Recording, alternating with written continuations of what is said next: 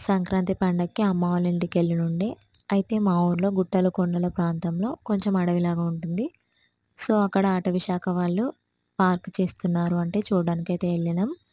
ఇప్పటికి చాలామంది ఎళ్ళిర్రంట. మేము గూడా అందరం ఉన్నాం గదా అని చూడడానికైతే వచ్చినాం. ఇంకా కంప్లీట్‌గా ఏం గాలేదు. కానీ కంప్లీట్‌గా అయితే మాత్రం ఒక టూరిస్ట్ ప్లేస్ లాగా చాలా బావుంటుంది ఇది చూడ్డానికి. అయితే అక్కడ కొన్ని ఐటెమ్స్ చేసిర్రు.